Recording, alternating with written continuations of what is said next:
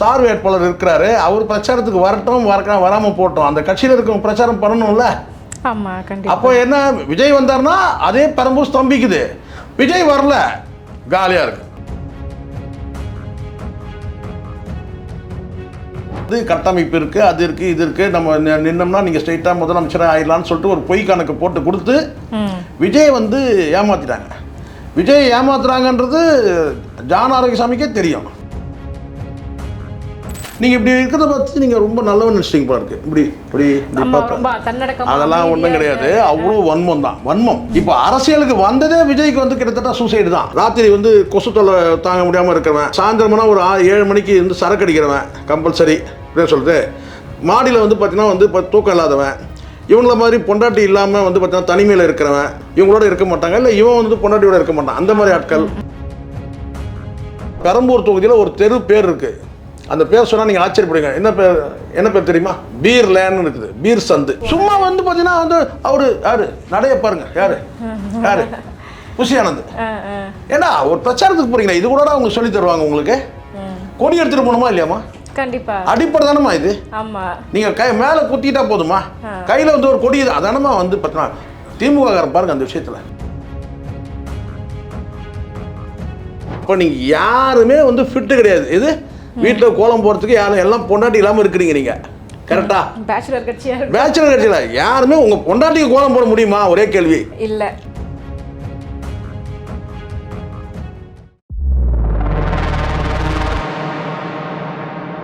Madras my நேயர்களுக்கு வணக்கம். இன்றைய நேர்காணலில் நம்மோடு இணைந்திருக்கிறார் மூத்த பத்திரிகையாளர் திரு சேகுவேரா அவர்கள். வாருங்கள் பேசுவோம். வணக்கம் சார். வணக்கம்.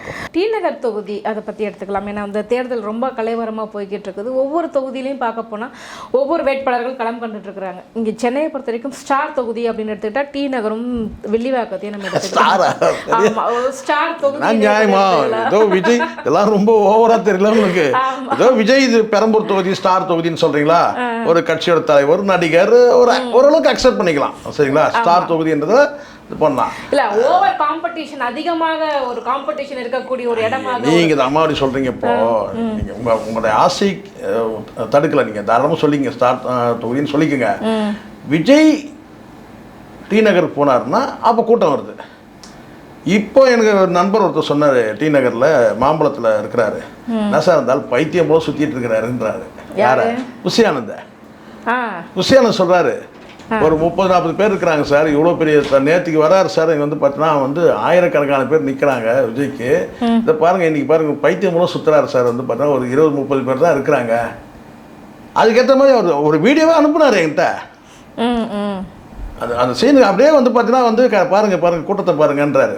ஒரு 30 பேர் கூட சார், ஒரு 30 பேர் எனக்கு என்ன அதிகம், ஏன்னா சில பேர் அது கூட இல்லாமல் சுற்றுறான். இது தமிழ்நாடு ஃபுல்லாக, அது உண்மை. ஒரு சில பேர் தமிழ்நாடு முழுவதும் 10 பேர் கூட நம்ம சுற்றுறோம்லாம் பார்த்துட்டு இருக்கிறேன். டிவிக்கே தான் நான் சொல்கிறேன், நான் பேசுறது டிவிக்கே. நீங்கள் ஸ்டார்னு சொன்னீங்கல்ல, அந்த ஸ்டாரை பற்றி தான் பேசிட்டு இருக்கிறேன். இப்போது நேற்றுக்கு இரவு நான் வீடு திரும்பும்போது மணி வந்து 10 மணிக்கு பிரச்சாரத்தை முடிச்சுட்டு ஒரு டீம் போகுது. அது எந்த டீம்னு கேட்டிங்கன்னா பாட்டாளி மக்கள் கட்சி டீம், சரிங்களா? ஒரு பகுதியில் பார்க்குறேன், அந்த குட்டி யானை இருக்குது பார்த்தீங்களா, அதில் வந்து பார்த்தீங்கன்னா ஒரு 2 வண்டி ஃபுல்லாக ஆள் இருக்காங்க. அது இல்லாமல் ஒரு 2-3 காரு. அந்த இடமே 10 மணி வாக்கில் ஒரு பரபரப்பாக இருக்குது. நான் சொல்கிறது பாட்டாளி மக்கள் கட்சி சொல்கிறேன். நான் அந்த கேண்டிடேட்டை வந்து ஆதரித்து பேசுகிறவங்க, பிரச்சாரம் பண்ணுறவங்க பெரம்பூர் போயிருந்தோம். அப்போது வந்து ஒரு கூட்டம் இருக்குது, க்ரௌடை பார்க்குறேன் நான் அந்த இடத்துல. அதே இடத்துல ஒரு ஸ்டார் வேட்பாளர் இருக்கிறாரு, அவர் பிரச்சாரத்துக்கு வரட்டும், வராமல் போட்டோம், அந்த கட்சியில் இருக்கவங்க பிரச்சாரம் பண்ணணும்ல. அப்போ என்ன, விஜய் வந்தார்னா அதே பெரம்பூர் ஸ்தம்பிக்குது, விஜய் வரல காலியாக இருக்கு. அரசியல் சாதாரணம் கிடையாது, நிஜமா நான் சொல்கிறேன். அது விஜய்க்கு வந்து நிறைய அனுபவம் இனிமேல் தான் வரும், பாடம் நிறைய கற்றுணும். இப்போ நீங்கள் பாருங்க, தலைவருக்கே அந்த நிலைமை. பெரம்பூர் பகுதியில் பாட்டாளி மக்கள் கட்சியோட பிரச்சாரத்தில் இரவு 10 மணிக்கு பிரச்சாரத்தெல்லாம் முடிச்சிட்டாங்க, ரேடியோ கட்டிலாம் ஆஃப் பண்ணிவிட்டு அந்த கிளம்புற மக்கள் ஒரு 2 குட்டி யானையில் இருக்கிறான், 2 வந்து பார்த்தீங்கன்னா வந்து காரில் இருக்கிறான், மீதியெல்லாம் பைக் ஒரு 10. குறைஞ்சபட்சம் பார்த்தீங்கன்னா ஒரு 100 பேர் இருக்குமா, தாராளமாக 100 பேர் இருப்பாங்க, சரிங்களா? இங்கே எத்தனை மணிக்கு? 10 மணிக்கு. இங்கே வந்து பார்த்தீங்கன்னா 2 மணி வாக்குக்கு எத்தனை பேர் இருக்கான்னு கேட்டால் ஒரு 20 பேர் 30 பேர். எவ்வளோ பெரிய தலைவர் நீங்கள், பெரிய கல்ட்டு, பெரிய star, mega star, super star. மக்களை தொல்லை பண்ணக்கூடாதுன்னு கூட்டத்தை கம்மி பண்ணிட்டாங்க. இல்லைம்மா, விஜய் என்ன கேட்டால் வந்து ஓப்பனாக சொல்கிறேன், விஜய்க்கு எதிராக பேசுகிறாங்க. விஜய் ஏமாத்துனாங்க, அனுபவிக்கிறாங்க. விஜய் ஏமாத்துனாங்க.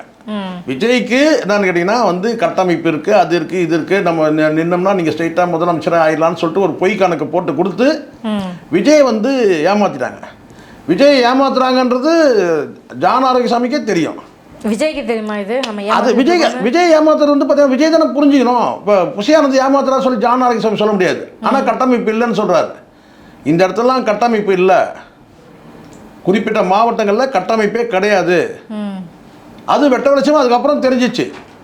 அதுக்கப்புறம் ஆதவர்ஜனா வந்து பார்த்தீங்கன்னா வந்து இது வந்து வெறும் ஃபோன் நம்பரை வச்சே வந்து பார்த்தீங்கன்னா நிர்வாகிகளாம் ஒரு போஸ்ட் பண்ணியிருக்கிறாங்கன்றதுலாம் தெரிஞ்சிச்சுல அப்புறம். ஆனாலும் காலை வச்சாச்சு, இறங்கியாச்சு, இது தலையை கொடுத்தாச்சு. இனி அது வந்து பார்த்தீங்கன்னா மொட்டையா கிராப்பா என்னவோ ஒன்று நடந்தாலும் தேரணும். அந்த நிலையில தான் இன்னைக்கு தாவேக்கா வந்து அப்படி தான் இருக்குது.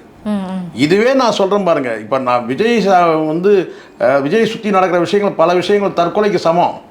ஒரு படத்தை நீங்களே 500 கோடி செலவு பண்ணி நீங்களே படத்தை வந்து பார்த்தீங்கன்னா கடந்த காலத்தில் செய்த பாவங்கள் எல்லாம் சொல்லி ஊழ்வினை உறுத்து வந்து ஊட்டுன்ற மாதிரி நீங்கள் செய்த பாவத்துக்கு நீங்கள் அனுபவிக்கிறீங்க. யார் யார் படத்தையும் வந்து எப்படியோ காலி பண்ணலாம்னு நினச்சிங்க. ஏன் வந்து பாபா படம் வந்து ஃபெயிலியர் ஆயிடுச்சு, அதுக்கு கேக் வெட்டி கொண்டாடின நபர் யாரு? விஜய். இந்த கூட தருதலைகள்லாம் இருக்கிறானுங்கல்ல, இந்த ஸ்ரீநாத், இந்த சஞ்சீவி, இவங்கெல்லாம் இருக்கிறாங்களே, இவங்கெல்லாம் கேக் வெட்டி கொண்டாடினானுங்க பாபா படம் ஃபெயிலியர் ஆனதுக்காக. சரிங்களா? இப்போ அந்த ரஜினி மேலேயே அவ்வளோ எப்பவுமே அது இயல்பாக உண்டது தானேம்மா. விஜய்கிட்ட இருக்கிறது அது ஒன்று தானே. விஜய்கிட்ட இருக்கிற ஒரே சொத்து என்னன்னு கேட்டிங்கன்னா, நீங்கள் இப்படி இருக்கிறத பார்த்து நீங்கள் ரொம்ப நல்லவன் நினச்சிட்டிங்க போல இருக்கு. இப்படி அதெல்லாம் ஒன்றும் கிடையாது. அவ்வளோ வன்மம். அதனுடைய பலன் தான் இப்போ வந்து அனுபவிக்கிறது. அவர் சொல்கிற வந்து காலம் காத்திருந்து பதில் சொல்லணும்னு சொல்கிறார் இல்லையா? அது மாதிரி கேட்டால் அன்றைக்கி நீங்கள் செய்த எந்தெந்த நடிகர்களுக்கு என்னென்ன பாவம் செஞ்சீங்களோ அதை இப்போ நீங்கள் வந்து அனுபவிக்கணும். நீங்களே உங்கள் படத்தை வந்து பார்த்தீங்கன்னா அதான் கிட்டத்தட்ட சூசைடு தான். அது இப்போ அரசியலுக்கு வந்ததே விஜய்க்கு வந்து கிட்டத்தட்ட சூசைடு தான். நிம்மதியாக வந்து சினிமா கெரியரை பார்த்துட்டு போயிடலாம். இப்போ இதே கல்ட்டுன்ற வந்து இப்போ இருந்திருக்கோம். அடுத்து நீங்கள் வந்து பார்த்தீங்கன்னா வந்து இன்னும் பல படங்களை நடிச்சிருந்துருக்கலாம். இன்னும் பல தயாரிப்பாளர்கள் வந்து பார்த்தீங்கன்னா வந்து சூசைட் பண்ணி செத்துருக்கலாம். இன்னும் பல தயாரிப்பாளர்கள் வந்து பார்த்தீங்கன்னா வந்து காணாமல் போயிருக்கலாம். இன்னும் பல தயாரிப்பாளர்கள் பிச்சை எடுத்துருக்கலாம். ஆனால் நீங்கள் நிறைய சொத்துக்களை வாங்கி குவிச்சிருக்கலாம். இதெல்லாம் நடந்திருக்கும். இப்போ அவங்கெல்லாம் எஸ்கேப் ஆகிட்டாங்க, அந்த தயாரிப்பாளர்லாம். நீங்கள் மாட்டிக்கிட்டீங்க இப்போ. சொல்லுங்களா? இப்போ அதுதான் இப்போ விஜயோட நிலைமையே வந்து பார்த்தீங்கன்னா கிட்டத்தட்ட வந்து அரசியல்லையும் தற்கொலைக்கு சமம், சினிமாலையும் தற்கொலைக்கு சமம். இப்போ உன்னை நம்பின்னு சொல்கிறத விட பார்த்தீங்கன்னா உன்னை எவெல்லாம் ஏற்றி விட்டானோ அவெல்லாம் இப்போ சிக்கி தவிக்கிறான். அதுதான் இன்னொரு டேட்டா என்ன சொல்கிறாங்க அப்படின்னா, விஜய் அவர்களுக்கு வந்துட்டு அதிமுகவை கூட பின்னுக்கு தள்ளி 2ஆம் இடம் வருவதற்கு கூட வாய்ப்புகள் இருக்குது. நீங்கள் இது பாருங்க, நான் தெளிவாக சொல்லிடுறேன் கேட்டுங்க. விஜய் 2வது இடம், ஆமாம், எஸ், சந்தோஷமா 2வது இடம் வருவார். எதில் வருவார்? வாக்கு சதவீதத்தில் வந்து 2வது இடம் வருவார், வாக்கு சதவீதத்தில். ஆனால் எம்எல்ஏக்களில் வந்து பார்த்தீங்கன்னா எடப்பாடி பழனிசாமி வருவார். 30 எம்எல்ஏக்கள் எடுத்தாலும் சரி, 40 எம்எல்ஏக்கள் எடுத்தாலும் சரி, 50 எம்எல்ஏக்கள் எடுத்தாலும் சரி, அவர் வந்து பார்த்தீங்கன்னா எதிர்கட்சி தலைவர். நீங்கள் என்ன ஆவீங்கன்னு பாருங்க, உங்கள் நிலைமை தான் பாருங்க. நீங்கள் வந்து எதிர்கட்சி தலைவர், நீங்கள் வந்து அதான் சொன்னேன், வாக்கு சதவீதத்தில் நீங்கள் எதிர்கட்சி தலைவர் ஆகிடுங்க. நீங்கள் வாக்கு சதவீதத்தில். ஆனால் எம்எல்ஏக்கள் தான் வந்து முடிவு பண்ண முடியும் யார் எதிர்கட்சி தலைவர்ன்றதை. இப்போ புரியுதுங்களா? அப்போ எடப்பாடி பழனிசாமி எதிர்கட்சி தலைவர் ஆகிடலாம். இவர் வந்து பார்த்தீங்கன்னா வாக்கு சதவீதம் வேணால் பார்த்தீங்கன்னா சொல்லலாம், கொஞ்சம் வந்து பார்த்தீங்கன்னா நான் 2வது எடுத்து வந்துட்டேன், நீங்கள் மொத்தமாக கூட்டி பாருங்கள், என்னுடைய வாக்கு சதவீதத்தை பாருங்கள், நான் தான் 2வது. அது உள்ளபடி அப்படி ஒத்துக்கிட்டு தான் ஆகணும். வாக்கு சதவீதம் ஓவரால் நீங்கள் வாக்கு சதவீதம் வந்து பார்த்தீங்கன்னா வந்து காட்டும்போது நான் பாருங்கள். இப்போ ஏன்னா எதனால் இதை சொல்கிறேன்னு கேட்டீங்க, இவர் வந்து தனித்து நிற்கிறார். யார்? விஜய். எடப்பாடி பழனிசாமி எப்படி நிற்கிறாரு? கூட்டணியில் நிற்கிறாரு. நீங்கள் பிரித்து எண்ண முடியுமா? மொத்தமாக கூட்டிட்டு இதில் வந்து பிஜேபி ஓட்டு எவ்வளோ, எடப்பாடி பழனிசாமி ஓட்டு எவ்வளோ, இன்னும் அதில் இருக்கிற அந்த 16 கட்சியா, இன்னும் எந்தெந்த கட்சிலாம் வந்து எவ்வளோ ஓட்டு வாங்கியிருக்கான்னு நீங்கள் பண்ண முடியும்? 16 கட்சிக்கு வந்து ஓட்டை தனித்தனியாக எண்ண முடியுமா? எண்ண முடியாது இல்லை. எந்த தொகுதியாக இருக்கட்டும், அப்போ இந்த இடத்துல நீங்க வாக்கு சதவீதத்தை வந்து தனித்து நின்று வந்து பார்த்தீங்கன்னா ஒரு 10% வாங்கினா கூட பார்த்தீங்கன்னா நெஞ்சு நிமித்தி சொல்லலாம். நான் தனித்து நின்று 10 வந்து ஒரு படத்தில் சொல்லுவார்ல, வந்து 8வது ஃபெயிலுங்கன்னு செந்தில் வந்து பார்த்தீங்கன்னா நான் வந்து 10வது ஃபெயிலுன்னு கவுண்டர் பண்ணி நான் 8வது பாஸ்னேன்னு அதே கதை தான் இப்போ. வாக்கு சதவீதம் ஒரு 10% வாங்கினா 12% வாங்கினாலும் என்ன சொல்கிறாங்கன்னு கேட்டால் நான் தான் அப்படின்னு சொல்கிறதுக்கான வாய்ப்பு இருக்குல்ல. அதுவும் கூட பார்த்தீங்கன்னா உங்களுக்கு வந்து அந்த வாய்ப்பு கூட கிடைக்குமான்னு சந்தேகம். காரணம் கேட்டால் நாம் தமிழருடைய வாக்கு சதவீதம் எவ்வளோன்றதை வெயிட் பண்ணி பார்க்கணும்ல.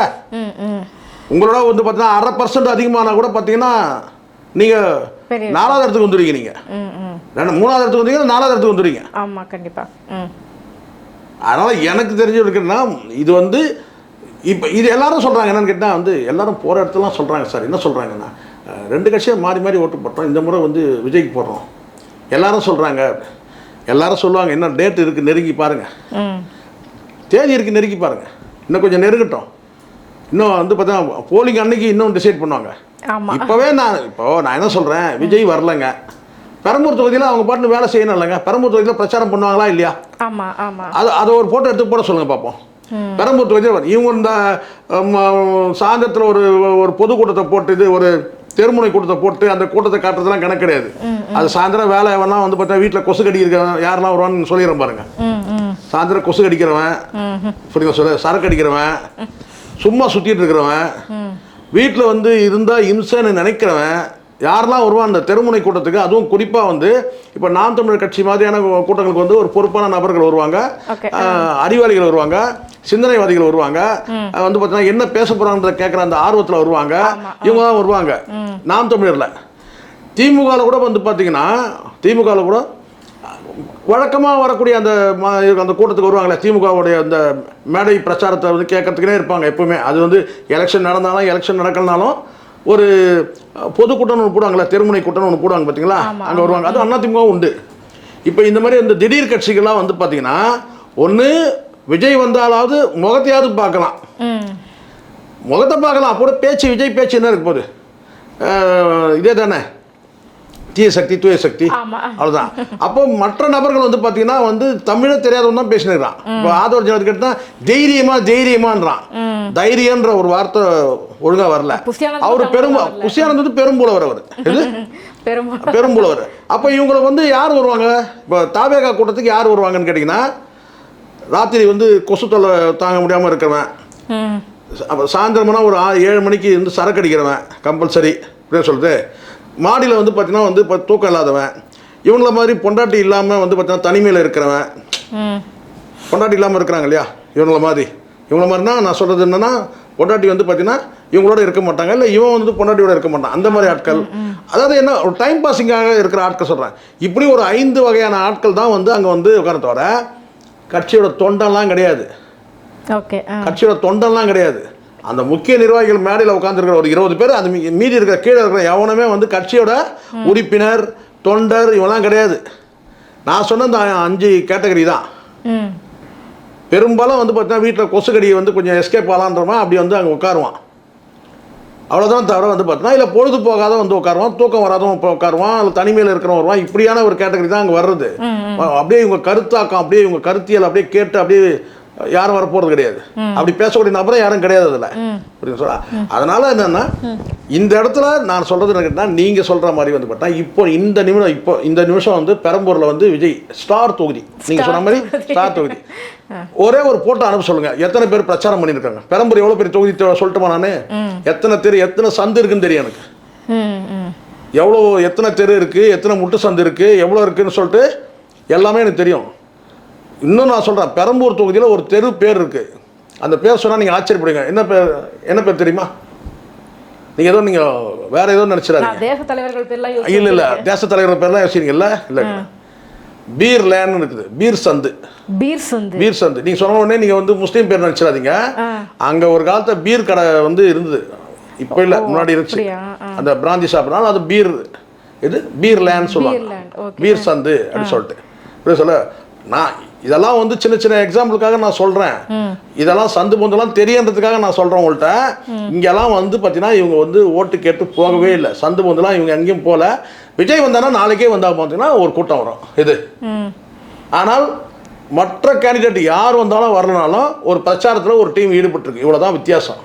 அது என்னன்னா டி நகர் தொகுதியில சமீபத்துல கூட ரோட் ஷோ வந்து போனார் விஜய் அவர்கள் போனார் பாத்தீங்க அப்படின்னா அப்படியே அந்த ஏரியாவே ஸ்தம்பிச்சு போச்சு. அவ்வளவு கூட்டம் மக்கள் அப்படியே ஓடுறத உண்மைதாம்மா. விஜய் வந்து ஒரு நடிகர். விஜய் ஒரு நடிகர். அதில் வந்து பார்த்தீங்கன்னா அவர் பார்க்க வரதான் செய்வாங்க. அதுவும் வந்து பார்த்தீங்கன்னா விஜய் வந்து சமீபத்தில் வந்து பார்த்தீங்கன்னா எல்லாருக்கும் ஒரு தகவல்னா இந்த பிரச்சார கூட்டங்கள்லாம் போய் அவர் கொஞ்சம் கருப்பாயிட்டாரு. ஓ இது வேறையா? அதுவாக இருக்கு. அவர் வந்து பார்த்தீங்கன்னா முன்னாடி இருந்த விஜய் மாதிரியே இல்லை. முன்னாடி இருந்த விஜய் மாதிரி இல்லை, இப்போ கொஞ்சம் கருப்பாயிட்டாரு. அப்போ அந்த கருப்பான விஜய் வந்து பார்க்கலாம். முதல் பார்த்த விஜய் வேற, இப்போ கருப்பு விஜய் வந்து பார்க்கலாம். இப்போ நீங்கள் கருப்பு எம்ஜிஆர்னு சொன்னால் நீங்கள் விஜயகாந்த் வண்டி ஓடி வந்து பார்க்கலையா? அதனால இப்போ கருப்பு விஜயகாந்த் சொன்னது அதே விஜயகாந்த் தான். ஆனால் வந்து கருப்பு எம்ஜிஆர்னு சொன்னாங்க. கருப்பு எம்ஜிஆர் சொன்னால் ஓடி வந்து பார்த்தாங்கல்ல. இப்போ வந்து பார்த்தீங்கன்னா விஜய் வந்து இப்போ கருப்பு விஜய் ஆகிட்டாரு. அதெல்லாம் வந்து பார்த்தீங்கன்னா அதில் கொஞ்சம் பேர் ஆர்வத்தோடு வந்து பார்க்குறாங்க. விஜய் வந்து நார்மல் விஜய் வந்து இப்போ எப்படி கருப்பு விஜய் ஆகிட்டாருன்னு சொல்லிட்டு அதை பார்க்கறதுக்கு வராங்க. அப்படி நான் சொல்கிறது. அதனால் விஜயை பார்க்க வர கூட்டம், ஓட்டு போட வர கூட்டம் கிடையாது. விஜய்க்காக வர கூட்டம். இன்னைக்கு 30 பேர் சொல்கிறாரு, என் நண்பர் சொல்கிறாரு, மாம்பழத்தில் என்னுடைய நண்பர் சொல்கிறாரு, 30 பேரை வச்சுட்டு சுற்றிட்டு இருக்காங்க சார் இவங்க. ஆக்சுவலாக நான் இதை தான் நான் கேட்கணும்னு நினச்சேன். என்ன அப்படின்னா 30 பேர் அழுத்தியமாக சொல்கிறீங்க. ஏன்னா புசி ஆனந்த் அப்படின்னு எடுத்துக்கிட்டு அவரை தாண்டி வந்துட்டு விஜய் போய் பார்க்க முடியாது. நீங்கள் 50 பேர் சொல்லணும்னு நினைக்கிறீங்கல்ல? நீங்கள் 50 பேர் இல்லை நீங்கள் 50 பேர் சொல்லணும்னு நினைக்கிறீங்க. சொல்கிறேன் 50 பேர் சொல்கிறேன். அவ்வளோதானே? இல்லை பாருங்க, வெறும் 30. எதுக்கு சொல்கிறேம்மா, முந்தின நாள் பெரும் கூட்டம் வந்து விஜய் வந்த போது முந்தின நாள் நான் சொல்ல முந்தின நாள் ஒரு குறிப்பிட்ட பகுதியில் அதே டி நகர்ல புஷியானது போகும்போது 30 பேர் போனா நம்ம அட்லீஸ்ட் ஒரு 300 பேர் போனோம்ல, ஒரு 100 பேர் போனோம்ல. ஏன்னா விஜய்க்கு வந்து பார்த்தீங்கன்னா பல ஆயிரம் பேர் வந்தாங்க. அப்போ அவர் கூட இருக்கிற நிர்வாகிகளாவது இருக்கணும்லம்மா. கண்டிப்பா இப்போ நிர்வாகிகளாவது ஒரு 100 பேர் இருக்கும். ஒரு 50 பேர் போறாங்க. எங்க போறாங்க தெரியுமா? வில்லிவாக்கம் தொகுதியில் போறாங்க. இவரோட ஒரு கொஞ்சம் பெட்டர் 50 பேர் போறாங்க. அது காரணம் கேட்டீங்கன்னா அவன் கொஞ்சம் சில்லறையை கொஞ்சம் விடுறான். ஆமாம், கொஞ்சம் பணம் விடுறாங்க வந்து பார்த்தீங்கன்னா. அப்போ அந்த கூட்டம் வந்து பார்த்தீங்கன்னா 50 பேர் தாண்டியே இருக்குது. ஒரு 60-70 பேர் வந்து ரெகுலராக வந்து அவங்க கூடவே இருக்கிறாங்க. அது கூட யாருன்னு கேட்கணும் நீங்கள். அது கூட வந்து பார்த்தீங்கன்னா ஒரு 10-20 பேர் தான் கட்சியோட அந்த அடையாளத்தில் இருக்கிறோம். நம்ம கூட கொண்டு போகிற கொடியை வச்சு எடுத்துக்கலாமா? கொடியே எடுத்துகிட்டு போக மாட்டானுங்க இவனுங்க. டிவிக்கல எங்கேயுமே பிரச்சாரத்தில் கொடி கூட எடுத்துட்டு போக மாட்டானுங்க. சும்மாவே டவல் போட்டு சும்மா வந்து பார்த்தீங்கன்னா வந்து அவரு யாரு நடைய பாருங்க, யாரு புஷி ஆனந்த். ஏன்னா ஒரு பிரச்சாரத்துக்கு போறீங்களா, இது கூட அவங்க சொல்லி தருவாங்க உங்களுக்கு. கொடி எடுத்துட்டு போகணுமா இல்லையாமா? கண்டிப்பா அடிப்படை தானமா இது. ஆமா, நீங்க கை மேல குத்திட்டா போதுமா? கையில வந்து ஒரு கொடி அதானமா வந்து பார்த்தீங்கன்னா திமுக பாருங்க அந்த விஷயத்துல. ஒரு கட்சி நிர்வாகம்னா நீங்க முதல்ல டிஎம்கேல போய் நீங்க அப்ரண்டிஸ் பசங்கடா. நீங்க முதல்ல இந்த டிவிகேல இருக்கிற அத்தனை பேர் சொல்ல அப்ரண்டிஸ் பசங்க வேணுங்க. நீங்க போய் முதல்ல எல்லாரும் நீங்க போய் வந்து டிஎம்கேல சேர்ந்துருங்க. சேர்ந்து என்ன பார்த்தீங்கன்னா அங்கேயே இருந்து நல்லா ட்ரைனிங் எடுத்துட்டு அதுக்கப்புறம் அவங்களே எதிர்த்து நில்லுங்க. நீங்கள் இப்போ கூட பிரச்சாரத்தை பாருங்கம்மா. ஒரு வண்டியில் போனால் கூட வந்து பார்த்தீங்கன்னா வந்து ஒரு பைக்கில் போகிறாங்க வந்து கொடியை கட்டிட்டு போகிறாங்க. ஆமாம், இவங்க பார்க்குற வந்து பார்த்தீங்கன்னா கொடி யாரோ ஒருத்தர் 2 பேர் சும்மா அப்படி வச்சுருந்துக்கிறாங்க தவிர அந்த மாவட்டத்தில் இருக்கிற அந்த முக்கிய நிர்வாகி யார் கையிலையும் கொடி கிடையாது. ஏன் நான் கேட்குறேன், இந்த ஆதவர்ஜனை கேட்குறேன் நான், நீ தான் கொடி எடுத்துகிட்டு போய அந்த கழுத்தில் இருக்கிற துண்டே இவன் வந்து பார்த்தீங்கன்னா ரொம்ப ரேர் இவன் போடுறது. நீங்கள் பாருங்க வேணா யார் ஆதவர்ஜனா இத்தனையும் பிரச்சாரம் தானே பண்ணுறேன், பிரச்சாரம் பண்ணுறான் தொகுதியில். அந்த கழுத்தில் போகிற துண்டு கூட பார்த்தீங்கன்னா இவங்களுக்கு வந்து பார்த்தீங்கன்னா கஷ்டமாக இருக்குது. ரொம்ப ரேராக தான் போடுறது. நான் பார்த்தேன். இப்போ டிஎம்கேக்காரங்களுக்கு வந்துமா ஒரு விஷயம் நான் சொல்கிறேன். இங்கே கொடி எடுத்துகிட்டு போகிறாங்க, கொடி எடுத்துகிட்டு போகிறாங்க, கழுத்தில் கம்பல்சரி துண்டு இருக்கும், வேட்டி வந்து கரை வேட்டி இருக்கும். இதே நீங்கள் ஆச்சரியம் பண்ண முடியாது. நீங்கள் டிஎம்டிகே வந்து விஜயகாந்த் இந்த பிறகு பார்த்தீங்கன்னா அத்தனை பேரும் பார்த்தீங்கன்னா அந்த கரை வேட்டிக்கு வந்து பார்த்தீங்கன்னா பயங்கர டிமாண்டு. இங்கே எவனாச்சும் கரை வெட்டி கட்டுறான் இல்லை. விஜயே இது வரைக்கும் ஒரு முறை கரை வெட்டி கட்டினது கிடையாதுமா. ஒரே ஒரு முறை விஜய் வந்து இந்த கட்சியோட கரை வெட்டி கட்டின வந்து நீங்கள் பார்க்கவே கிடையாது. இது வரைக்கும் பார்க்கல. இன்னும் 7 நாள் இருக்கு எலெக்ஷனுக்கு. ஒரு முறை கூட கரை வெட்டி கட்டி எவனுமே வேட்டி கட்டணும்னா ஆம்பளைங்க தான் கட்ட முடியும். இவனுக்கு கட்ட முடியுமா சொல்லுங்க? ஏன் சார் அப்படி பேசணும்? கட்ட தெரியாது இவங்களுக்கு. வேட்டி கூட கட்ட தெரியாத பசங்க இவனுங்க. தமிழனுடைய அடையாளம் வேட்டி, அதை விட கட்ட தெரியாதவனுங்க இவனுங்கன்ற நான். ஒரு நாளாவது வந்து பார்த்தீங்கன்னா யாராச்சும் வந்து பார்த்தீங்கன்னா இந்த கரை வெட்டி இவனுங்க முதல்ல வேட்டி இருக்கா? முதல்ல வேட்டி வந்து பார்த்தீங்கன்னா வாங்கினா தானே வந்து பார்த்தீங்கன்னா அவன் வந்து விற்கிறவன் பிரிண்ட் பண்ணி விற்பான். ஆமாம், அதுதான் அடிப்படையான விஷயங்கள் எதுவுமே இல்லை. கட்டமைப்பு இல்லை, நிர்வாகிகள் இல்லை, அடையாளம் இல்லை. கட்சியோட வந்து பார்த்தீங்கன்னா கொடி ஏற்றணும், கொடி ஏற்ற விட மாட்டாங்க. அதோட அதை ஒரு சேர்த்து கொடி கொடி ஏற்ற விடலை, பிரச்சாரத்துக்கு விடலை. ஏன்டா உங்களை வேட்டி கூட கட்ட விடலை? நான் கேட்குறேன், நீங்கள் பேண்ட் போடாமல் நீங்கள் வந்து கரை வேட்டி போட்டு கட்டிட்டு வாங்களேன், அதெல்லாம் கட்சி அடையாளம். கொடி கூட உங்களுக்கு தூக்கூடாது சொல்லிட்டாங்க. வர ஒரு 10 பேராவது கொடி இருக்கணும்ல, கொடி கிடையாது. இப்போ புரியுதுங்கம்மா, இவங்க எல்லாமே வந்து பார்த்தீங்கன்னா ஒரு இன்ஸ்டண்ட்டாக இருக்கிறானுங்க. இவங்க எல்லாரும் ஒரே நாளில் வந்து பார்த்தீங்கன்னா எம்எல்ஏ அப்படியே வந்து சட்டசபைக்கு போயிட்டு அப்படியே அந்த கன உலகத்தில் இருக்கிறாங்க. ஒரே பாட்டில் முன்னேற மாதிரி. அதே மாதிரி தான் இவங்க இந்த சூரியவம்சம் படத்தை பார்த்துட்டு கெட்டு போயிட்டானுங்க டோட்டலாக. விஜய் அப்படி தான் நான் நினைக்கிறேன். ஆமாம், ஏன்னா இதெல்லாமா சொல்ல கொடி எடுத்துட்டு போ, கரை வேட்டி கட்டிட்டு போ. ஒரு கட்சினா அரசியல் கட்சினா என்னம்மா, நாய் நீ முடிவு பண்ணிட்டீங்க நாய் வேஷம் போகிறது போட்டு தானே ஆகணும். நான் குலைக்க மாட்டேன்னா அப்போ நான் அந்த ஒத்துக்க மாட்டேன். அதை நாயினா ஒத்துக்க மாட்டோம். கண்டிப்பா. இப்போ எங்க வீட்டு பக்கத்துல ஒரு நாய் இருக்குமா, எப்பவுமே குலைக்காது, எப்பவுமே குலைக்காது. ஆனால் வழக்கமாக நார்மலாக இருக்கும். திடீர்னு ஒருத்தன் வந்து பார்த்தோன்னா அந்த குப்பை எடுக்கிறனா யாரோ ஒருத்தன் வந்துட்டான், வந்து பார்த்தீங்கன்னா அழுக்கு சட்டையெல்லாம் போட்டுன்னு ஒரு மாதிரி வித்தியாசமாக அந்த தலையில் தொப்பிலாம் போட்டுன்னு இப்படி மூட்டத்துக்குன்னு வந்துட்டான். அன்னைக்கு பார்த்தோமே அப்படி குலைக்குது. இவ்வளோ நாள் குலைக்கவே இல்லை நாய் வந்து பார்த்தீங்கன்னா அவனை பார்த்துட்டு அப்படி குலைக்குது சொல்கிறேன். புரியுதா சொல்கிறது? அப்போது குலைக்க வேண்டிய நேரத்தில் குலைக்கணும்ல. நீங்கள் வந்து இப்போ வந்து கரவேட்டி இதை விட கொடுமை நான் கேட்டால் தமிழக வெற்றி கழகம்னு கூட பேச மாட்டானுங்க. இப்போ விசிலடிச்சுனே போகிறானுங்க. எவ்வளோ அன்னீசியாக இருக்கும் யோசிச்சு பாருங்க. ஆமாம், ஓட் ஃபார் டிஎம்கேன்னு சொல்கிறதுக்குன்னா இந்த ஓட் ஃபார் டிவிகேன்னு கூட இப்போ சொல்ல மாட்டானுங்க. எப்போ கையில் விசில் வந்துச்சோ அப்போ தான் அதை கூட சொல்ல மாட்டானுங்க. விசில் சின்னம் விசில் அதாவது என்ன சொல்கிறேன்னா வந்து தொகுதியில் ஓட்டு கேட்டு போனோம்ல, வர தகவல் நான் சொல்கிறேன். போய் விசில் அடிக்கிறீங்க, வீட்டு வாசலில் நின்று விசில் அடித்தா எப்படிமா இருக்கும் அவங்களுக்கு? இன்னும் எவ்வளோ கூத்து நடக்கும். ஒருத்தர் அடிக்க வராரு பாருங்க, சண்டையே போட்டார். வீட்டு வாசலில் போயிட்டு நீங்கள் விசில் அடிச்சீங்கன்னா அப்படி இருக்கும். இப்போது நம்ம கூட இருக்கிறோம், இதுதான் வந்து 6வது அறிவு. இப்போ ஒரு பிரதான சாலையில் போகிறோம், அப்போ நம்ம ஹாரன் தேவைப்படும் போது நம்ம வந்து ஹாரன் அடிக்கிறோம். பிரதான சாலையில் வந்து நம்ம வந்து ஹாரன் அடிக்கிறோம் போகிறோம். அதே வந்து ஒரு அமைதியான தெருக்கள் கிட்ட போகிறோம்னு வச்சுங்களேன், அமைதியான தெருக்கள்கிட்ட போகிறோம், அங்கே கூடுமான வரைக்கும் வந்து பார்த்தீங்கன்னா வந்து குறுக்க யாரோ வந்தாலோ போனாலும் கூட பார்த்தீங்கன்னா அந்த இடத்துல ஹாரன் அடிக்க மாட்டோம். நமக்கே வந்து அந்த இயல்பாக நமக்கு அந்த அறிவு வரும். ஏன்னு கேட்டிங்கன்னா ஒரு அமைதியான தெருவில் போகும்போது வயசானவங்க தூங்கிட்டு இருக்கலாம், அந்த இடத்துல வந்து பார்த்தீங்கன்னா வந்து இப்போ அப்படியே காதை புழக்கிற மாதிரி ஹார்ன் அடிக்கணும்னு அவசியம் இல்லை. காராக இருக்கட்டும், பைக்காக இருக்கட்டும், எதுவாக இருந்தாலும் இதுதான் நம்ம அறிவு உட்பட்டது. இந்த அமைதியான ஒரு தெருவில் போயிட்டு நீங்கள் வந்து ஹார்ன் அடிச்சுட்டு போனோம்னா நமக்கே வந்து ஒரு மாதிரியாக அன்னீசியாக இருக்கும். இதே நீங்கள் பிரதான சாலையில் போகிறீங்க, அப்போ அங்கே தேவைப்படுறதா நீங்கள் ஹார்ன் அடிச்சிக்கலாம். நீங்கள் ஒரு சின்ன சாதாரண தெரு, ஒரு அமைதியான தெரு போகிறீங்க, அங்கே ஏதோ குறுக்க இடையூறு ஏற்பட கூட பார்த்தீங்கன்னா நீங்கள் ஸ்லோ பண்ணி நிதானம் பண்ணி போகிறதுல ஹார்ன் அடிக்க வேண்டிய அவசியம் கிடையாது. இது நம்ம அறிவு உட்படுது. இவங்க எல்லாம் வந்து வாயில் விசில் வச்சுக்கிட்டு ஒரு வீட்டில் நம்ம போயிட்டு இப்போ வந்து பிரச்சாரம் பண்ணும்போது எப்படி இருக்கும்? நீங்கள் கூப்பிடுங்க, அவங்க வரட்டும் போட்டோம், ஓட்டு கேட்டு வந்திருக்கிறோம் அப்படின்னு நீங்கள் குரல் கொடுக்குறீங்க. அவங்க வரலன்னா கூட நீங்கள் என்ன செய்யணும், அடுத்த வீட்டுக்கு போயிடணும்.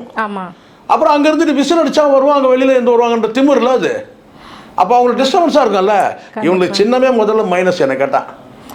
இதை தாண்டி வேற பார்த்து நீ கோலத்தை போடு, அதை போடு, இது போட்டா விசில வரை வாசல்ல கோலம் போடுங்க. தேர்தல் பிரச்சாரத்தினுடைய புது யுக்தியை வந்து ஆரம்பிச்சிருக்காங்க. இது ஒரு காலத்தில் வந்து 70-80களில் அந்த வாக்களிக்கிற ஆர்வத்தில் வந்து சூரியன் சின்னத்தை வந்து பார்த்தீங்கன்னா வந்து கோலம் போட்டு வரைகிறது, அதே மாதிரி ரெட்டை இலையை வரைக்கும் ரொம்ப ஈஸி, எளிமை. 2 மலையை அப்படி குறுக்க ஒரு கூட போட்டு நடுவில் ஒரு அரைவட்டம் போட்டு கதிர்களை போட்டாங்கன்னா சூரியன் கோலம் ஈஸியாக வரைஞ்சிருவாங்க. அதே மாதிரி வந்து ரெட்டையில கூட பார்த்தீங்கன்னா ஒரு கொம்பு போட்டு ஒரு பக்கம் இலை, இன்னொரு பக்கம் ஒரு இலை போட்டால் ரெட்டையில முடிஞ்சிச்சு. அதனால் அது தன்னார்வத்தோடு செஞ்சாங்களோ. எம்ஜிஆர் வந்து நீங்கள் வந்து வீடு ஃபுல்லாக கோலம் போடுங்கலாம் எம்ஜிஆர் சொல்லவே கிடையாது அப்போலாம். அதே மாதிரி வந்து சூரியனும் வந்து கலைஞரும் வந்து பார்த்தீங்கன்னா வீட்டு வாசலில் இது வந்து அவங்கவுங்க வந்து தன்னெடுத்து அவங்களே போட்டுக்கிட்டு தான். அது கூட எல்லா வீட்டையும் போடணும்னு சொல்ல முடியாது. இந்த கட்சியில் இருக்க முக்கிய நிர்வாகிகள் இல்லை அந்த குடும்பத்தில் வாக்களிக்க வந்து 2ஆக தான் இருந்துச்சு. அப்போது திமுக அதிமுக இருந்துச்சு, அவ்வளோதான். அப்போது இது வந்து அவங்க தன்னடிச்ச தன்னார்வத்தோடு செய்யணும்னு ஒன்று இருக்குது. நீங்கள் இதை மனக்கட்டு நீங்கள் வந்து பார்த்தீங்கன்னா இங்கே ஏற்கனவே இவங்க அவதாரம்னு தெரியும். விஜய்க்கு அடி வேணால் கொஞ்சமாச்சும், இவங்களாம் ஏற்கனவே வில்லங்கத்தை கொண்டு வரானுங்க இல்லையா? இப்போ நீங்கள் வந்து பார்த்தீங்கன்னா விசில் வரைஞ்சி இப்போ வந்து போகும்போது அதே மாதிரி வந்து பார்த்தீங்கன்னா வந்து இப்போது நீங்கள் சொல்லுங்கள், இந்த இடத்துல நீங்கள் விசில் அதே நீங்கள் என்ன சிம்பிள் கட்டிங்கன்னா அதை அப்படியே வரைய முடியுமா? சில இடங்களில் வித்தியாசப்பட்டது, அது தப்பாக தெரியுது. இதெல்லாம் தேவைதானா? இதெல்லாம் உங்களுக்கு முதல்ல உங்கள் வீட்டில் யாராவது நீங்கள் வந்து விசில் இப்போ நான் கேட்குறேமா, ஒரு வீட்டில் விசில் சின்ன யாருமா வரையணும்? யார் வரைவாங்க நீங்கள் சொல்லுங்கள். கோலம் போடுறவங்க யார்? முதல்ல வீட்டில் பெண்கள் தான் போடுவாங்க. பெண்கள் தான் யார்? பெரும்பாலும் அந்த வீட்டில் இருக்கிற அந்த பெரும்பாலும் மெஜாரிட்டி மனைவிகள் தான். ஆமா. இப்போ நான் கேட்ட விஜய் வீட்டில் யார் கோலம் போடுவாங்க நீங்கள் சொல்லுங்கள். அதான் வீட்டு வேலைக்காரமா யாராவது யாரு ஏன் ஒய்ஃப் போட்டா என்ன ஒய்ஃப் தான் கூட ஏன் சொல்லு இப்போ புரியுதுல்ல.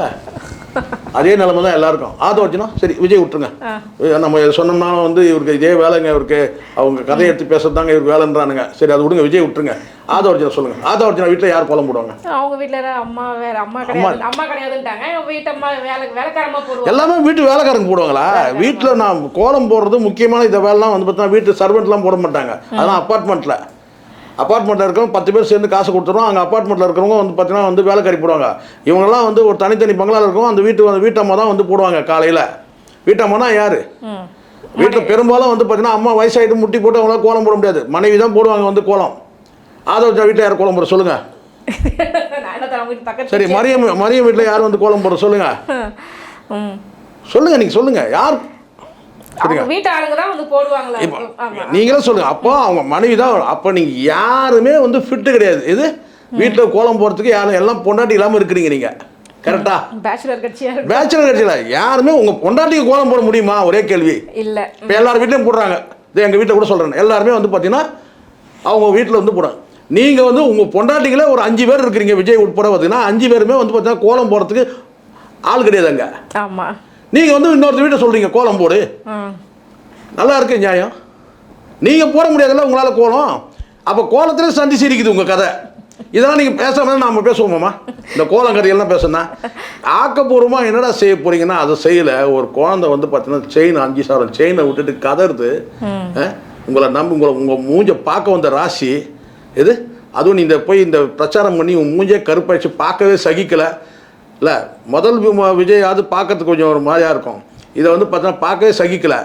இந்த மூஞ்சை வந்து பார்க்க வந்து பார்த்தீங்கன்னா வந்து ஒரு 5,000 நகையை வந்து பார்த்தீங்கன்னா குழந்தை பறி கொடுத்துச்சு, கதறுது. அது ஒரு ஆறுதல் சொல்கிறது துப்பு இருக்கா? நீங்கள் ஒன்றும் செய்ய மாட்டீங்க. நீங்கள் திருப்பிலாம் நீங்கள் கொடுக்க மாட்டீங்க நகையெல்லாம். நீங்கள் அவ்வளோ நல்லவங்களா? நீங்கள் இதே நடிகைக்குன்னா வைர நெக்லஸ்லாம் பாயும். நடிகையோட மகளுக்கு வைர நெக்லஸ் பாயும். ஒரு குழந்தை கதறது இல்லை. உங்களுக்கு இறக்கம் இருக்காடா? உங்களுக்கு யாராவது ஒரு வார்த்தை ஒரு ஆறுதலாக சொல்லலாம்ல. யாராவது யாரா வந்து இந்த பொறிக்கு பசங்க இந்த கூட்டத்துக்கு யாரெல்லாம் வந்திருக்கீங்க தெரியாமல் எடுத்துருந்தீங்கன்னா கொடுத்துருங்கடா சொல்லணுமா இல்லையாம்மா? ஒரு ஆறுதல் தானே. நீ கண்டுக்கவே இல்லை. இது எல்லாம் அப்படி திரும்பிக்கிறான். ஒரு 5,000 நகை வந்து பறி போயிடுச்சு. வந்து ஒருத்தர்கிட்ட போலீஸ்கார்ட்ட சொல்லி கதறுது அந்த குழந்தை, அழுது. எல்லாம் எவனுமாவது யாராவது அதை பேசுவானுங்க. இன்னைக்கு காலையில் பார்த்தா எவனுமே பேச மாட்டான். இப்போ இதெல்லாம் அவர் காதில் விழாதா? இந்த லட்சத்தில் அண்ணன் சீர் செய்வாராம், மாமன் சீர் செய்வாராம், தாய் மாமன் சீர் பண்ணுறான். இவன் நாய் மாமன் சீர் கூட செய்ய மாட்டேன். நீ உள்ளே இப்போ நீங்கள் சொல்லுங்கள். ஒன்றுமே வேணாம்மா. ரெண்டு இடத்துல பொருள் போயிடுச்சு. உன்னை பார்க்க வந்தால் போயிடுச்சு. நீ வந்து திருப்பி கூட கொடுக்காத. நீ வந்து நீ அவ்வளோ நல்லவன் கிடையாது. உனக்கு தூசு அது. எது சொல்லுவாங்க தெரியுமா? இப்படி சொல்கிறேன், இப்படி முத்தம் கொடுத்து இப்படி போடுறான் பார்த்தீங்கன்னா, இது மாதிரி தூஸ் தான். 2 பேருக்கு 5,000 செயின் வாங்கி கொடுத்துலாம். அது பெரிய விஷயம் கிடையாது. உள்ளபடியே வந்து விசாரணை பண்ணி அவங்க வந்து பார்த்தீங்கன்னா வந்து, ஏன்னா இந்த அளவுக்குலாம் யாரும் வந்து இவனுங்க தான் நடிப்பானுங்க. இந்த மாதிரி வந்து நடிக்கிறதுக்கு வாய்ப்பு இல்லை. நல்லா தெரியுது. நகையை பறி கொடுத்தாங்க தெரியுது. நீ அதை வந்து என்ன செய்யணும்? விசாரணை பண்ணி கொடு நகையை. சரி, நீ நகையை கொடுக்க வேணாம். ஒரு வார்த்தை யாராவது எடுத்துருந்தீங்கன்னா அவங்க வந்து பார்த்தீங்கன்னா வந்து திருப்பி கொடுத்துருங்க. அது சொல்லணுமா இல்லையா? இல்லை எப்படி இருக்கிறான்னு பாருங்க. அவங்க வருத்தமாக இல்லாமல் நம்ம பார்க்கும்போது இப்படி கூட அதை கண்டுக்கவே இல்லை. இப்படி ஒரு சம்பவம் அப்போது பாருங்கள், எதையும் நீங்கள் உயிரிழப்பெல்லாம் பொருட்படுத்திக்க மாட்டீங்க, பொருள் இழந்தாலும் பொருட்படுத்திக்க மாட்டீங்க. என்ன தானே பண்ணீங்க? ஆனால் தாய் மாமன் சீர் செய்வேன், நாய் மாமன் சீர் செய்வேன். அப்படி இல்லைன்னா கேட்டிங்கன்னா வந்து கேட்டால் உயிரை விட்டுறீங்க, தாலி எடுத்துறீங்க. அப்படி தானே இருக்குது இப்போது. ஆக அதனால தான் சொல்கிறேன் நான், இந்த ஆதவர்ஜனாவும் புஷி ஆனந்தும் தோல்வி உறுதி. அதை ஒன்றும் கன்ஃபார்ம் உங்களுக்கு வந்து டவுட்டே வேணாம். 2 பேருமே மண்ணக்க வரானுங்க. இவனுக்கு எதிர்பார்க்கறது கேட்டால் இப்போ ஒருத்தர் வந்துட்டு போயிட்டார், அவ்வளோதான் முடிஞ்சிச்சு. இப்போ இன்னைக்கு இவர் போனார், கதை தெரிஞ்சிச்சு. 30 பேர் இல்லை கூட பிரச்சாரத்துக்கு. எவ்வளோ? 30 பேர் இல்லை. என்னென்னு சொல்கிறேன்னா சாயந்தரம் மேலே வந்துடுவாங்க. ஏன் சாயந்தரம் மட்டும் வந்துடுவாங்க? சாயந்தரம் மேலே வந்துடுவாங்க. இப்போ 30 பேர் தான் சாயந்தரம் மேலே வந்துடுவாங்கன்னு சொல்லிட்டு ஒரு தகவல் சொல்கிறாங்க. ஒரு 30 பேர் தான் இருக்கிறேண்ணா, இல்லை சாயங்காலம் மேலே வந்துடுவாங்க. அப்படின்னா என்ன அர்த்தம்? சாயங்காலம் மேலே அவர் சாயங்காலம் மேலே வந்துடுவாங்க. அப்போ அதிலே தெரியுது இல்லைம்மா, அவங்க கூட நிரந்தரமாக அங்கே இல்லை. விஜய்க்காக அந்த கூட்டம் வச்சு போயிடுச்சு. இப்போ ஆதவர்ஜனா 50 பேர், அதுவும் வந்து காலி ஆயிரும். அதுவும் வந்து பார்த்தீங்கன்னா வந்து இப்போ ஆதவர்ஜா எதிர்பார்க்குறவர் வந்து பார்த்தீங்கன்னா அவர் பெரிய ஸ்ட்ராட்டஜிஸ்ட் இல்லை அவரு. ஆமா. அவருக்கு என்னன்னு கேட்டால் லாஸ்ட் நெருக்கத்தில் அப்படியே வந்து தலைவர் அப்படி வந்துட்டு போயிட்டாருன்னா அப்படியே ஓட்டு போட்டு அவர் எம்எல்ஏ ஆக்கி அனுப்பிடுவாங்க. அது ஒரு கற்பனையில் இருக்கப்பறம் அதுக்கப்புறம் அதில் அது ஒன்றுமா. ரெண்டாவது கேட்டால் வந்து இப்போ நல்லா புரிஞ்சுங்க, அங்கே 76,000 ஓட்டு போல இருக்கு லாஸ்ட் 2021. இவன் வந்து பார்த்தீங்கன்னா வந்து ஏடிஎம்கே சைடில் 36,000 ஓட்டு வாங்கியிருக்கு. அது டிஎம்கேவுடைய தொகுதி. அது இப்போ போனால் கூட வந்து கேட்டிங்கன்னா அந்த அதிமுகவுடைய வாக்குகளை வந்து கொஞ்சம் பறிக்கலாம். திமுகவுக்கு விழக்கூடிய வாக்குகளோட ஒரு 10,000 வாக்குகள் நீ பறிக்கலாம். அங்கே நாம் தமிழ் டிரான்ஸ்ஜெண்டர் நிற்கிறதுனால அங்கே வந்து பார்த்தீங்கன்னா வந்து அவங்களுக்கு கணிசமான வந்து ஏற்கனவே வாங்கின ஒரு 9,000 வாக்குகள் இப்போ ஒரு 15,000 வாக்குகள் 20,000 கூடுதல் தான் ஒரு தவிர குறையாது. அப்போது இந்த இடத்துல வந்து பார்த்தீங்கன்னா உங்களுக்கு வெற்றிலாம் கிடையாது. அவங்கள சாதாரணமாக நீங்கள் இடப்பட முடியாது. எம்கே மோகன் மகன் வந்து கார்த்திக் மோகன், ஏன்னா அவங்க நிறைய வேலை செஞ்சுருக்காங்க. கொளத்தூர் தொகுதி பக்கத்து தொகுதி ஒரு அட்ஜஸ்டன்ட் பிளேஸ் தான் அது. வெளிவாக்கம் கொளத்தூர் அதுவும் டச் இருக்குது. அப்போ நிறைய வேலைகள் நடந்திருக்கிறதுனால வாய்ப்புலாம் கிடையாது. இப்போ ஆதவர்ஜன் நினைக்கிறது கேட்டால் கடைசி நேரத்தில் பணம் மூட்டையை இறக்கணுன்ற பிளானு. அது நாளைக்கு அது நமக்கு நியூஸ் உடனே வந்த உடனே இவனுக்கு போட்டு கொடுக்க தான் முதல் வேலை. முதல்ல அந்த பணம் மூட்டை இறங்கின உடனே வந்து நமக்கு தகவல் வரும். முதல்ல வந்து எலெக்ஷன் கமிஷனுக்கு போட்டு கொடுக்குறது தான் இவனுக்கு வேலையை. அதை விட நம்ம வேலை என்ன செய்ய முடியும்? அதான் இவனுக்கு நல்லா செய்யணும், நம்ம அதான் செய்ய முடியும். அவன் பணத்தை காப்பாற்றி கொடுக்க முடியும் இல்லையா? அதை தான் செய்யும். ஆனால் வந்து ஜெயிக்கிறதுலாம் சான்ஸே கிடையாது. புஷி ஆனந்தும் ஆதவர்ஜனும் மண்ணை கவுவாங்க, நோ டவுட். உங்களுக்கு டெபாசிட் கிடைச்சிடும், நிச்சயமா டெபாசிட் கிடைச்சிடும். அதெல்லாம் ஒன்றும் பிரச்சனை இருக்காது. அவங்க 2 பேரும் கிடைக்கும். பல வந்து பார்த்தீங்கன்னா வந்து நூற்றுக்கணக்கான பேருக்கு டெபாசிட் கிடைக்காது. நூற்றுக்கணக்கான பேருக்கு டெபாசிட் கிடைக்காது டிவிக்கேல. அதனால வந்து பார்த்தீங்கன்னா இதுதான் உண்மையான நிலவரம். அதுதான்மா. விஜய் கூட 2 தொகுதியில் ஒரு தொகுதி வந்து பார்த்தீங்கன்னா வந்து பெரம்பூர் நம்புறதுல வேஸ்ட்டு. அது கடைசி நேரத்தில் இப்போ உங்களுக்கு இப்போ தெரியாது, இன்னும் 2 நாள் போனால் நீங்களே சொல்லிங்க பாருங்க. பெரம்பூர்லேயே டவுட். அது திருச்சியில் வந்து பார்த்தீங்கன்னா நமக்கு இன்னும் கரெக்டான தகவல் தெரியல. அது நெருக்கத்தில் தான் அறியும். ஆனால் பெரம்பூர்லேயே விஜய் வந்து ஏன் நான் பார்க்குறேம்மா, நைட்டு 10 மணிக்கு நான் போகிறேன் வந்து பிரச்சாரத்தை யாருமே இல்லை. தலைவர் வரலாம், நீங்கள் பிரச்சாரம் பண்ண மாட்டீங்களா? அவர் வரும்போது அப்போ என்ன இருந்ததுன்னா கடைசி 2 நாள் வந்துடுவார். 2 நாள் வந்து தலைவர் வந்து ஓட்டு தெருத்துல போய் ஓட்டு கட்டுவார். தலைவர் வெளியே வரப்போகிறதில்ல. நெருக்கத்தில் போகும்போதாம்மா அங்கே எல்லாமே வரும். சாதி, சொந்தக்காரன், தெரிஞ்சவன், பணம் கொடுத்தவன், ஏற்கனவே ஒரு ரொம்ப பழக்கம், ரொம்ப வருஷம் பழக்கம், இதெல்லாம் இந்த கதையெல்லாம் வரும் நெருக்கத்தில். விஜய் வந்து பார்த்தீங்கன்னா நடிகன்றதுக்கு ஒரு ஃப்ளாஷ் இருக்குல்ல, ஒரு குறிப்பிட்ட ஒரு பர்சன்டேஜ் இருக்குல்ல, ஒரு 10,000 ஓட்டு, ஒரு 15,000 ஓட்டு, ஒரு 20,000 ஓட்டு, அது விழுந்துடும். ஆனால் ஜெயிக்கிறதுக்கு விழாது ஓட்டு. ரொம்ப கஷ்டம். கண்டிப்பா. ஆமாம். சார் அதே மாதிரி டி நகர், வில்லிவாக்கம் இந்த 2 தொகுதியிலும் எந்த கட்சி மெஜாரிட்டி வரும் அப்படின்னு நினைக்கிறீங்க சார்? 2மே டிஎம்கே வந்துடும். திமுக தான் கண்ண மூடி சொல்லலாம். டிஎம்கே வந்து பார்த்தீங்கன்னா டி நகரும் டிஎம்கே தான் வரும். அங்கேயே வந்து பார்த்தீங்கன்னா வந்து வில்லிவாக்கத்திலும் டிஎம்கே தான் வரும். 2வது இடம் அப்படின்னு எடுத்துட்டா யார் வருவாங்க? 2வது இடத்துல தான் இப்போ பிரச்சனையாக இங்கே நீங்கள் நினைக்கிறீங்கல்ல விஜய், அதுதான் இங்கே இழுபறி. இப்போ எல்லாருக்கும் இருக்க ஒரே சந்தேகம் என்னன்னா, இவர் அதிமுக ஓட்டை பிரிக்கிறாரா, திமுக ஓட்டை பிரிக்கிறாரா? இந்த 2 தொகுதியில் வந்து டிஎம்கே ஓட்டை டச் பண்ணவே முடியாது. ஏடிஎம் ஓட்டு தான் பிரிக்கிறாரு. அப்போ ஏடிஎம்கே ஏற்கனவே 36,000 ஓட்டு வாங்கினதுனால ஒரு தொகுதியில் இப்போ வில்லிவாக்கம் தொகுதியில் பார்த்தீங்கன்னா 36,000 ஓட்டு வாங்கியிருக்கு, 36,000 ஓட்டு வாங்கியிருக்கு. அப்போ வந்து பார்த்தீங்கன்னா அந்த வாக்குகள் வந்து பார்த்தீங்கன்னா வந்து எப்படி வந்து பார்த்தீங்கன்னா வந்து அதிமுக மீண்டும் பெருமா அல்லது விஜய் பறிச்சுப்பார் அதிலிருந்து அப்படி இருக்கு. அதில் தான் இழுபறி. 2வது இடம் யாருக்குன்றது இழுபறியில் இருக்குது. ஆனால் முதல் இடம் வந்து இந்த 2 தொகுதியை பொறுத்தவரைக்கும் கண்டிப்பாக டிஎம்கே தான் வரும். கண்டிப்பாக சார். எங்கள் கேள்விகளுக்கு ரொம்ப சிறப்பான பதில் சொன்னீங்க சார். ரொம்ப நன்றி. நன்றிம்மா.